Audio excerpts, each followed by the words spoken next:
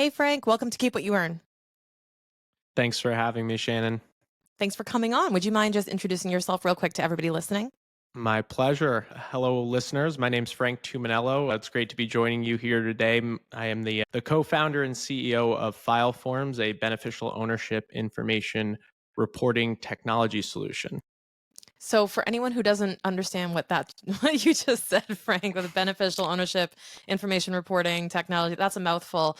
Could you just break down for our listeners what exactly that is and how that came about? Certainly.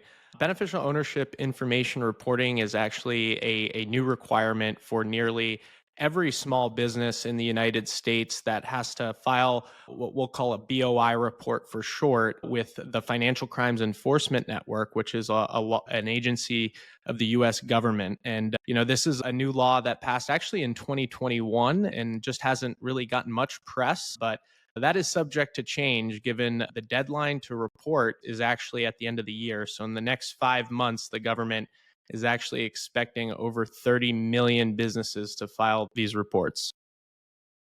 So, like you said, this came about in maybe 2021, didn't get a ton of press. I know a lot goes on in between.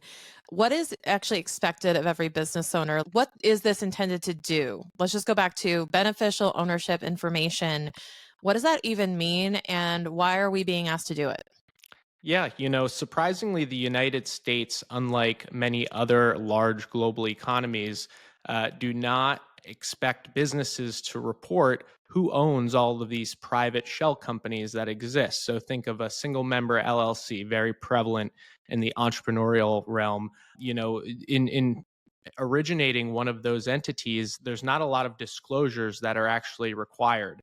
So, as a result, unfortunately, financial criminals and other financial crimes are conducted using shell companies. And the US government has took it upon themselves to start regulating all of the use of private entities that can be used for things such as money laundering or tax evasion or other illicit activities. So the government is focused on aggregating information on the beneficial owners of these private entities. And we can go into detail on what a beneficial owner actually is. But effectively, they will create a private database that other government agencies and select financial institutions will use to help create more transparency within the corporate system in the United States. Okay. So that makes sense why they're doing it. And like you said, what is a beneficial owner? So somebody listening knows if this is something that applies to them. Certainly. So, if you are a private business, you are more than likely going to have to file a beneficial ownership information report for your business. And who needs to file? Well, the beneficial owners of the business need to file. In fact, there are two types of beneficial owners. There are beneficial owners that either own directly or indirectly 25% or more of the business. So, think of someone who actually has stock in the company of 25% or greater.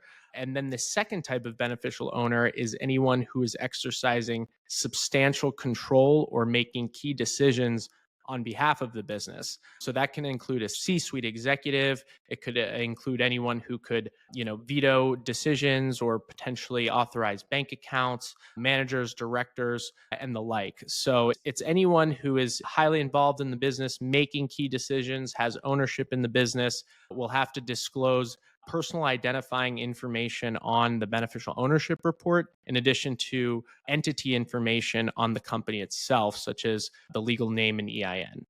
Gotcha. And I know this was on my mind when this came out, and I'm sure it's on listeners' minds too, where first of all, it's hard to distinguish between FinCEN, which is the short version of the agency or the element of the US government that's regulating this, and the IRS. Because a lot of people say, I already report my IRS tax return. I send my Schedule C in. I say that I'm the owner of the single member LLC. Like, why can't they just talk to each other? Like, why don't they already have this information? It's a great question, and I get that question a lot. Unfortunately, I don't have a good answer. Right? I will It's say the that it's government. more than likely that the IRS will be granted access to FinCEN's database, and perhaps there's some kind of back and forth sharing there. I don't want to speculate because I don't work for the agency, but it is maybe considered a fresh effort to get this information and then compare and contrast versus tax returns, and perhaps there's some triaging to ultimately sift out who's following the rules and who isn't. That makes sense. And then, this comes out, right, as another, we'll say it's a burden on the individual to be aware of this. There's not, I always say we don't get a citizen email or a brochure or a pamphlet that comes out in the mail saying this is the thing you got to go do. I think that a lot of folks have to then seek out this information or be actively subscribed to sources that will tell them this information. Where can people find out more about this? Where's the most credible source to learn about the BOI reporting requirement? Yes, of course. FinCEN has done the best they can to spread education on this new law. They have some FAQs on their website. They have a small business compliance guide that's about 55 pages. As to no surprise, the government is really not doing any substantial favors to bringing awareness to this new law. And as we know, they're not exactly the best at educating on the nuances of the tax system or federal or state compliance. Broadly speaking, they do the best they can with the resources that they have, but a lot of times budget constraints or other priorities that really put the onus on citizens and business owners to kind of be aware of changes that do happen. So there is great resources on the FinCEN website. However, it can be a little stale. It can be a little government jargon that I think doesn't resonate as well. On our website, fileforms.com, we have a blog, we have a very active LinkedIn page, and a whole bunch of other resources on our site, such as a quiz that can help you qualify whether you're a reporting company or not.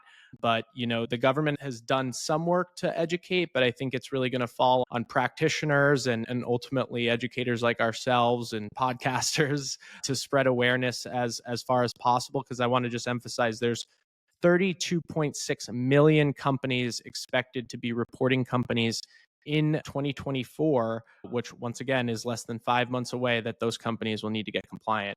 Thus far this year, there's only been 3 million businesses out of those 32.6 that have filed so far. So there's quite a bit of filing to be done as the year shakes out. So when it comes to how many, was it 30 million plus companies that have to report this, how, and I know you don't know how, Frank, but how are they going to know who hasn't done it? And what happens if you don't do it? Because in a way, when you say, oh, there are 30 million that are expected to do it, some people might be thinking, well, how are they ever going to know if I don't do it? That's a great question. And that could be where government agencies start to come together. FinCEN's been very upfront in stating that despite the penalties being quite significant for this new law, they don't intend to gotcha to any small businesses. And that's their terminology. So I suspect FinCEN perhaps has a list of folks they plan to make examples of. Those will probably be the releases in the publishers, Wall Street Journal and Forbes, that end up getting enough attention that ultimately gets folks to get compliant. But, there's no telling whether there will be fines definitively on the deadline or perhaps a grace period thereafter, just given here we are, 60% of the way through the year and only less than 10% of folks actually have gotten compliance so far.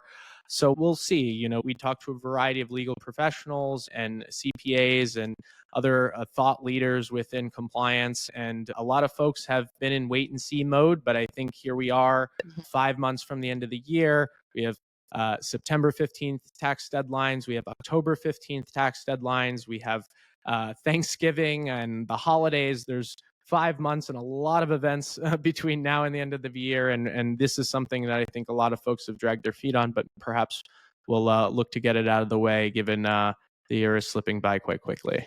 Yeah, but I heard there were other fees too, or fines, because there's a lot of fear mongering I saw in January when this came out. Everyone was urgently trying to get it done, thinking that they were going to have some type of daily penalty if not, they weren't going to file on time. And I know that we had to calm a lot of people down and say, hey, it's the end of 2024. People were thinking it was a January deadline and freaking out as soon as the new year hit.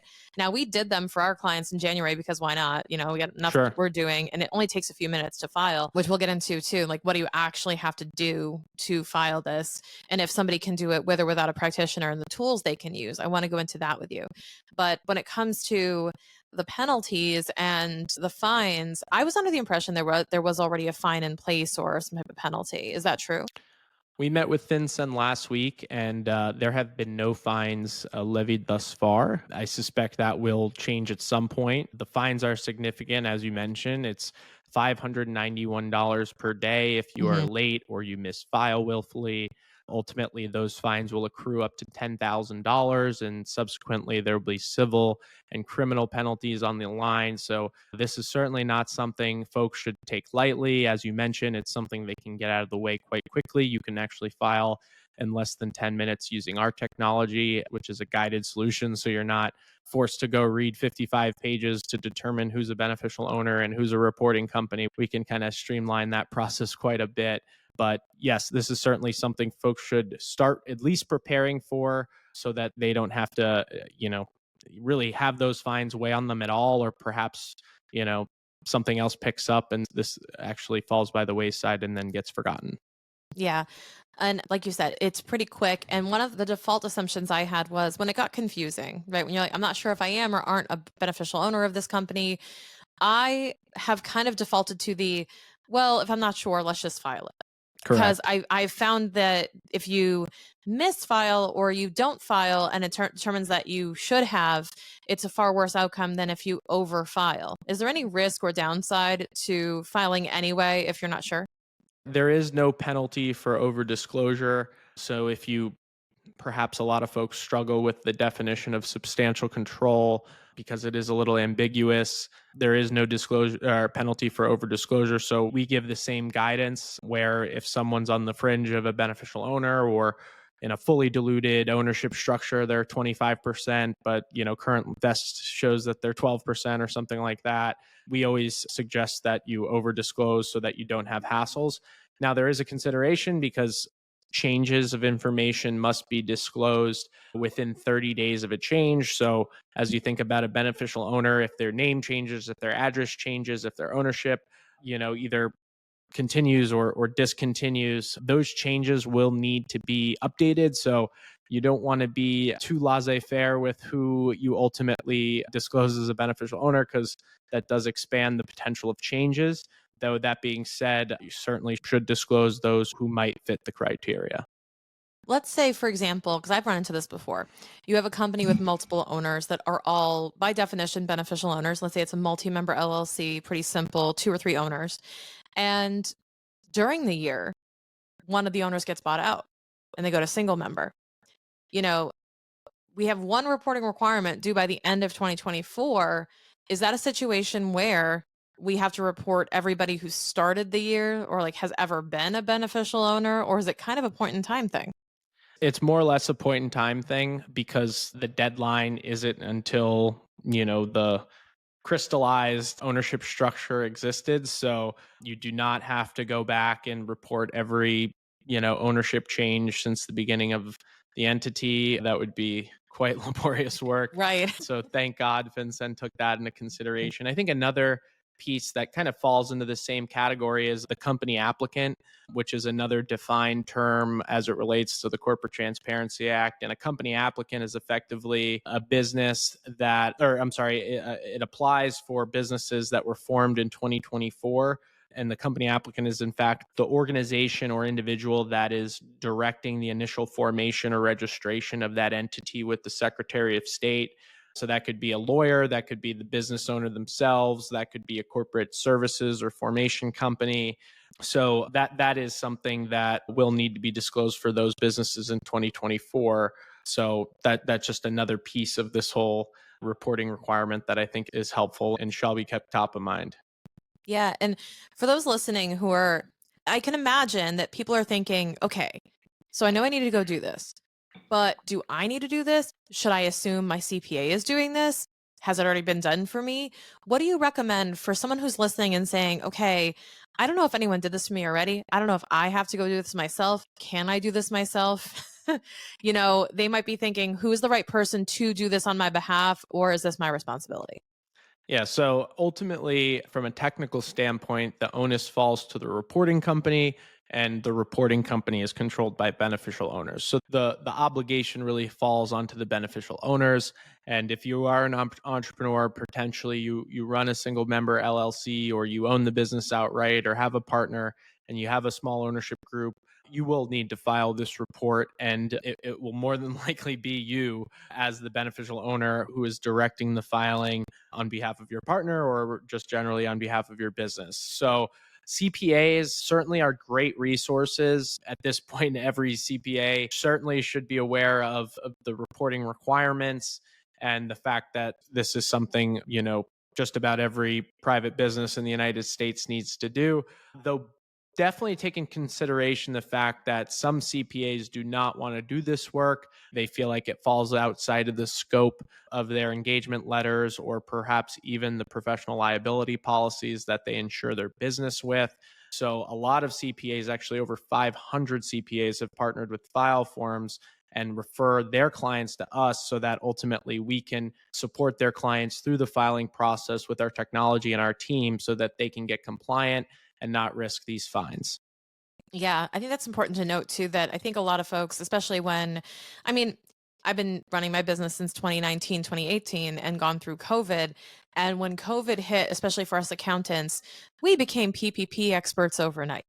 We became BOI experts overnight because nobody knows really who else to go to. They'll say, Sure. "Oh, FinCEN, I'll call my CPA. They must know about this." And not everybody does, actually. Not everybody really. I think by now I would expect every CPA to know something about BOI reporting, but they may not consider that within the scope of what they do, to your point. They might just be filling out your tax returns. And because they're dealing with the IRS, they don't normally deal with FinCEN on a regular basis. So that might be something where they say, hey, this is actually your responsibility.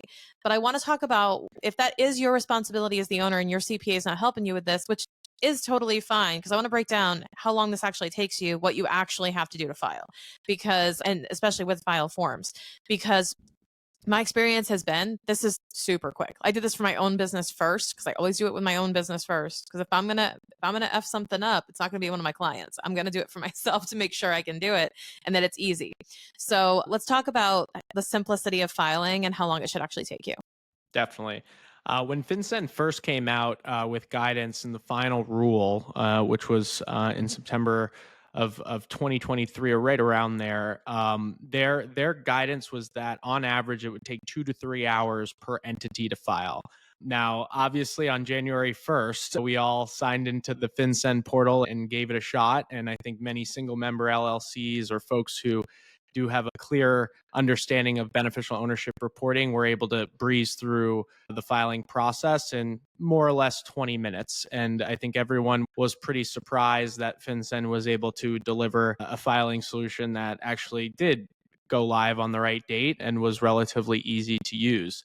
That being said, I think a lot of what people overlook in filing their initial reports is the fact that this information is not just filed once and then never has to be looked at again. This information actually has to be maintained, where if there is a change of information, that it has to be re-reported within 30 days of that change. So I really would pose a question to business owners, almost look yourself in the mirror and say, hey, am I going to likely have a change in my business, whether it's a change of name, a change of address, a change of ownership structure, perhaps an expiring ID can even sometimes initiate a refiling obligation.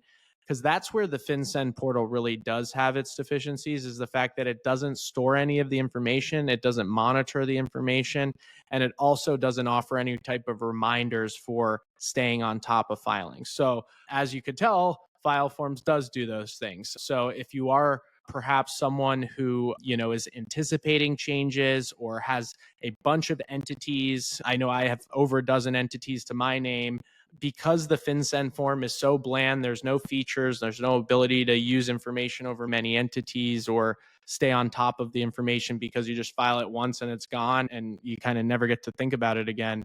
We've built the full gambit of features to really propel BOI reporting to what needs to be in order to avoid the penalties. And that's the ability to, stay on top of the information, make single changes such as an address change when needed, use your beneficial ownership information over many entities, aggregate IDs securely via text message or email. All of things that FinCEN's really putting the onus on beneficial owners who, if you do have a company that does have beneficial owners, there's going to be one of those beneficial owners who's going to have to raise their hand and arguably ask people to compromise their ID by sending it over email and text message all to one central source. And then that person is then, privy to that information and then disclosing it on the FinCEN portal, which probably ends up being a lot more than 20 minutes. But all that to say, if you do have a single member LLC, there is a way of getting it done for free. There's a way of getting it done with support, and it's either FinCEN or File Forms if you're looking for one or the other. Got it.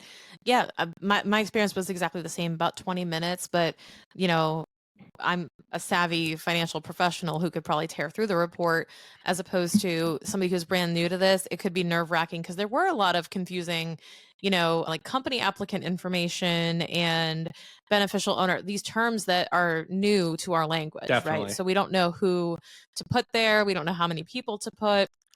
I think the and biggest again, piece is support too. If you do have even the slightest complexity or nuance to your business, that's going to leave, some open-mindedness, and you can use peace of mind. I think having someone to speak to about this, live, which is our team, is a differentiator from what's FinCEN's offering for free. Yeah, exactly. And that's the biggest thing, I think, is just somebody to ask questions to, because that's a huge part of it. Is even though I know this, even folks who use out of the box tax prep software and other things that are off the shelf, I think that anybody just pressing that send or submit or file now button has a little anxiety every time they post something or send something in, going, okay, fingers crossed, I did not mess this up and this is okay. And I think anything that can enhance confidence with somebody submitting something on their own, especially something like this, where, like I said, CPAs aren't necessarily lining up to do this work. I know that for a fact. A lot of people are saying, you can do it yourself, including us. We said, hey, in the time it takes us to ask for your driver's license that we have to upload here, you could just do this yourself. You guys are smart enough. This is easy enough for simple businesses. But when you have multiple entities, I can definitely see you needing a lot more support here. Yeah, we work with a lot of family offices, real estate funds, private equity firms. We call them bulk filers because they ultimately are maintaining static Excel spreadsheets that have their EINs and legal names, and they're not going to want to punch those into a FinCEN portal one by one, where we have a bulk upload capability. You can upload an Excel file, pre-populate our dashboard, and really just kind of in a very organized manner manage your BOI information. We're also SOC 2 compliant, so rest assured your information is safe. We use AWS as our backend, which is the number one most secure cloud in the world. So we really take a proactive stance to security, and then have a direct integration with FinCEN. So we're able to instantly push the data directly to FinCEN without any person touching it or anything like that. So confidentiality, privacy, security is very much key for us, given the nature of the data that we collect. And we can also help with other services around, annual reports, company formation, EIN applications, things of that nature. That is all available in our technology. So we found that, entrepreneurs, business owners really don't have kind of that hub for all of this information, where they might have that for their tax or they might have that for their bank account. But there's kind of been this void in the market a little bit with regard to state and federal compliance, and File Forms was built to fill that void and hopefully provide a lot of value and a lot of clarity for businesses that I think need it most as laws continue to change. Yeah, you made an excellent point there. Laws always continue to change and grow, the requirements. I mean, nobody's getting more lenient with business owners. I feel like there's constantly another thing we have to report, another thing we have to do, another thing to add to the checklist of compliance. And it's hard enough as it is. And I can tell you that, that entrepreneurs and business owners, we don't want more admin to do. Like, we want to go out and sell, go out and do the thing that we're meant to do, go out and actually run our businesses. We don't want to be bothered with this stuff. So the more that we can use tools like yours or outsource this, the better, and everything is organized and in one place. I also find that this also serves the agencies and serves the CPAs as well, because I Definitely. can't tell you how many times I go to a client and I say, well, show me your company documents, show me your EIN letter, your SS4, show me this, your S corp election, right? All of these things, and they can't find it. It's all just the same priority of paperwork to them. Yep. Yeah, in file forms, you can invite your CPA or invite your clients to your dashboard, and there's permissions in place to work together or work in kind of different sections of the form, depending on who wants to be involved in which part. We do serve enterprises, as I mentioned, CPAs, law firms, family offices, and the like, and certainly feel that over time we're going to build more efficiencies to make this as easy as possible. Actually, last week we launched a really cool feature that allows you to send yourself a text message, open your camera, take a picture of your ID, and actually scrape the information off the ID directly into your BOI form. So Mm. just little pieces of optimization that I think this day and age with technology, we can make it really easy for folks that are looking to get back to running their business and not, punching in personal information with the government. Yeah. And now, have you come across anyone with fear around sending their information to the government? Like, they already have this information through all the filings that I already do, which is probably a source of frustration, which I understand. I used to work adjacent to the Sure. government as a contractor, and no one talks to each other. So that's not surprising. And then the other thing that I hear is, why would I want to give more information about this? Like, isn't this all available at my state level anyway? If I'm the member listed on my company formation docs, why can't my state just talk to FinCEN, or why can't they provide that information? Each state has their own approach in collecting information, and it's pretty evident there's some autonomy and kind of authority that the states are looking to hold on to. States have actually spoken out about that as the Corporate Transparency Act has been passed at the federal level. There's interstate commerce considerations that I think can be considered, where if the federal government isn't regulating that, then which state is ultimately responsible? So that is certainly a consideration as well. But at the end of the day, the government is going to want what they want, and I think that we can certainly help kind of get them there. But certainly people are concerned about putting forth an ID into a government portal. FinCEN does have this tool that is called a FinCEN ID that folks can apply for. Sometimes that just confuses folks more, but if you need any help with your FinCEN ID application, we can certainly help you with that too. Ultimately, you're still disclosing your information with a government agency that isn't directly FinCEN, it's login.gov, but that FinCEN ID is an option for those that need it. Our technology actually makes the FinCEN ID a little obsolete, just given the nature of uploading once and being able to confidentially use that information over and over again. But this is new. The fines are significant. The information is personal. It's certainly not something that people are jumping out of bed to do. But I just want folks to be aware rather than get blindsided perhaps by the end of the year when there could be a rush to get an ID renewed or get an EIN, which are things that aren't exactly addressed day of. No. DMV, good luck getting an appointment week of or month of for that matter. I've been there before. EINs are quite a bit easier than getting your ID renewed, but at the Mhm. same time, it can confuse folks. So that's why we provide the service and certainly want to be as helpful as we can be. Yeah, and I think a common misconception is this is a one and done and I'm finished. And, like you said, the updates are needed. And is this going to become an annual filing or an annual updated filing? Or do you think this is a file your initial one as you become a beneficial owner, or, this past year, if you were one, right? So what is the expectation ongoing, like beyond 2024?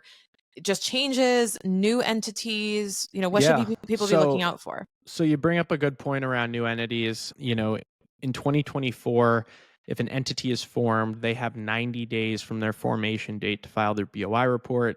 So as you imagine, businesses formed in Q1 are well past their 90-day deadline and technically are accruing substantial fines. So if you are in that category, please do file your BOI report before it's too late.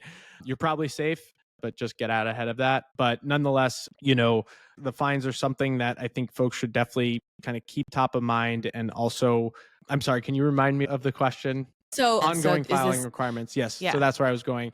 So in 2025, that 90-day window shrinks to 30 days. So as you think about, is this going to become an annual reporting requirement? Well, it might. Honestly, it'd probably be easier to track if it was, because that's just natural for state compliance. But at the same time, it's also creeping more into the formation process, going from 90 days to the 30-day window in 2025. So we actually wrote FinCEN a letter about 6 months ago now, and we suggested that this probably would be easier if it was a year-end filing rather than kind of this perpetual need to kind of always be monitoring the data. Now, that being said, our technology does help with that by sending reminders and notifications so that if an address changes, say you're moving your business or you're moving your residential home, obviously that's a super stressful time. I think no one really likes going through that. And the last thing anyone's going to think about is, oh, I forgot to file that form with that government agency. It's just never going to happen. So Even that's why. even the IRS is Exactly. behind on address changes. Yep. And, you know, for some clients I've worked with, we have 4 different addresses depending on which return you're looking at or which filing. And, you know, that it's a very real thing, and it's just not practical. I think that's what it comes down to, is we have to go with what is practical for people to actually comply with, that will Yep. also accomplish the objective of the agency. Yep. Yeah, I don't think there's really no process that can be created around just like a rolling 30-day deadline outside of just checking every day practically, which Yeah, is unless obviously way every too much work. Right, but also the state secretary of state, you know, when you form an LLC, for example, and you know, I originally formed mine like Massachusetts or Connecticut. It was quite easy. You go on the Secretary of State website, you fill out an online form. It's actually pretty straightforward to do, but nowhere in there, I mean, obviously from when I did it, you know, 5, 6 years ago, it wasn't there, but it would just be so easy if, and I wish these integrated a little bit more, if they also said, hey, don't forget to, you have to go file a BOI now, or something came up from the Secretary of State. But I know that's a little bit tricky to actually maintain. So there's just so many different responsibilities that we have to juggle as business owners, because so many different agencies and segments of the government have different expectations. Yeah, and we like to think of file forms as kind of that middle ground where you can Exactly. store the information and kind of maintain state and federal compliance. There really hasn't been any service provider or technology that's kind of risen to that responsibility set amongst practitioners or amongst businesses themselves. So depending on how complex your practice is or how complex your ownership structure is, file forms could be certainly a great solution and make your life easier with the reminders. And we're innovators, you know, we're never going to stop building new features that our customers demand. So I think we do a good job of staying at the forefront of what's possible and what's available and what could add value. So Mhm. those are some of the funnest parts about the role. But, you know, I think there is a lot that falls onto business owners. The penalties are substantial. I've certainly forgotten to file an annual report on time, and it goes from like $56 to $500. It's just like, oh man, I wish I could have gotten that Right. in on time. And Like the Blockbuster don't rewind late fee thing that you're so afraid of. it's just like you want to get the easy stuff right, and sometimes that is hard, just given life comes at you fast. So we're trying to do our best to kind of be that netting that brings federal jurisdictions together from a security and data disclosure standpoint. That makes sense. So how can folks find out more about file forms and explore the options that you guys have for services for them? Well, please reach out to me directly. My email is frank@fileforms.com. Also, our website is a great resource for folks who are looking to learn more about the laws or perhaps even give our technology a shot.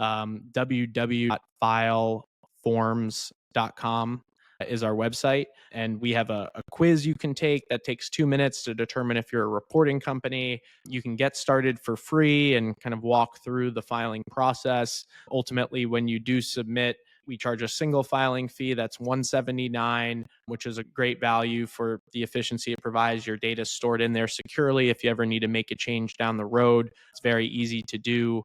We also have an unlimited filing solution for $199. So that's great for folks that are anticipating changes throughout the year.